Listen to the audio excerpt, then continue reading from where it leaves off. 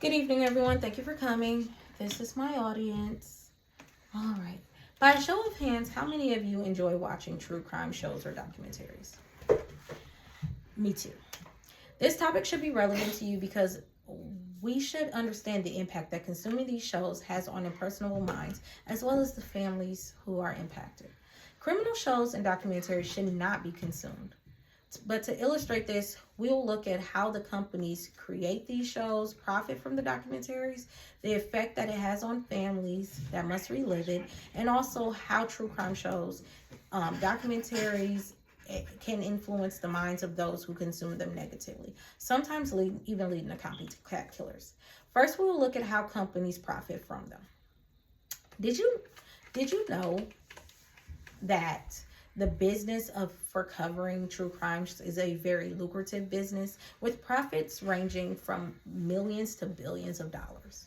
According to an article by Bennett published on April 10th of 2024 on businessjournalism.org, true crime sagas can make a lot of money for their creators. Podcast advertising alone has become an astronomical market. Advertisers spend approximately $700 million on podcasts.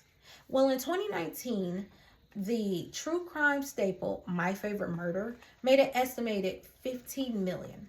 It is also said that another network called the Last Podcast Network, which created Last Podcast on the Left, has a revenue value in the high tens of millions, and that it can generate a revenue of almost $90,000 per month in bonus Patreon subscriptions. Although true crime storytelling generates a lot of money, let's take into consideration who actually gains from this.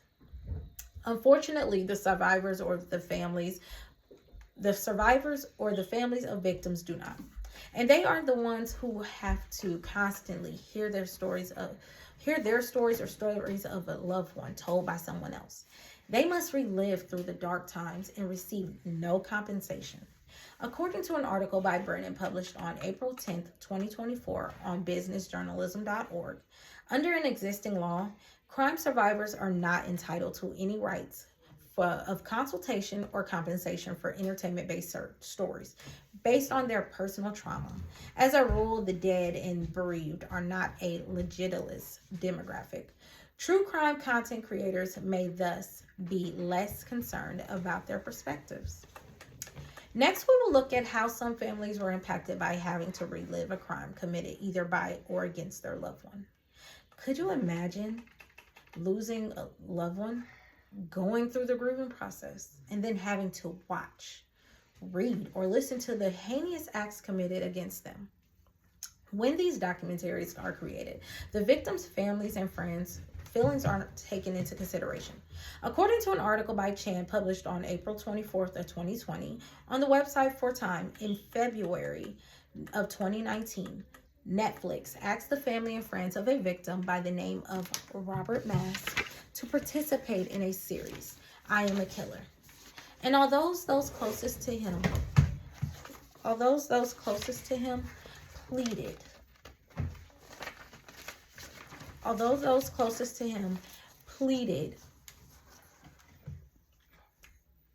with the producers to abandon the project, saying it was inhumane to sell a documentary at the emotional expense of grieving families. They stated that the victim's stepmother, Mindy Pendleton, wrote numerous emails to producers begging them, please don't do this. But her pleading was ignored, as Netflix released the second season of the show on January 31st to over 60 million US subscribers, leading with the episode detailing mass murder. A sad part of this is that sometimes those shows place the killers in a more sympathetic light, which adds insult to injury for the families of the victims. But unlike when Netflix did reach out to the families of Robert Mass, some families didn't receive that same luxury. According to an article by Bennett published on April 10th, 2024 on businessjournalism.org, a victim by the name of Mickey Schmick's family went to TikTok to address the Crime Junkie podcast, who covered her sister's case, stating that her sister was a very private person and she didn't understand what the point of the podcast was to cover it. as well as if they took the time to do their research and find information about what happened to her sister, why couldn't they take the same time to reach out to the family? This just points out that a lot of times the families are not okay with having to continue to have to relive the death of their loved one. Last, we will look at how the media can negatively influence, have a negative influence due to recreating these documentaries, sometimes leading to copycat killers. According to an article by Pew et al., published on March 26 of 2018 on the website for the National Center for Health Research, they state violent events are often covered by news outlets in great detail and spin immediately through mass media and social media. They believe that this media coverage can inspire others to copy these actions or commit similar crimes. This is often called the media contagion effect. One fact is that some people imitate behaviors that get a lot of attention. You may not remember the name of a hero, but you will remember the name of a murderer. The reason is that shooters still get enormous attention. Their names, the photos, motivations, and stories are often shared for days following the event. According to an article written by Collins, published on June 12, 2021 on the website for the Front Page Detective, states, the media's effects on the individual show both positive and negative reactions, but at times the negative effects are highlighted, especially regarding violence. That leads to antisocial behavior. Two famous cases such as Jack the Ripper and the Zodiac Killer received a lot of media publicity, which led to copycat killers, Derek Brown, who took inspiration from the Ripper, and Herberto Eddie Seda, who inspiration was the Zodiac Killer, and now he is known as the New York Zodiac.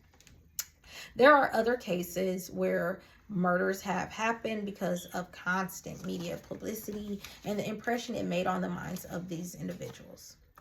In conclusion, we have this criminal shows and documentaries should not be consumed. To illustrate this, we looked at how the companies that created these shows profited from the documentaries, the effect it had on the families that must relive it, and also how the crime shows or documentaries can influence the minds of those who consume them negatively, ultimately leading to copycat killers. So with that, I would like to thank you all. Do you have any questions? Okay. Well, you all have a great night.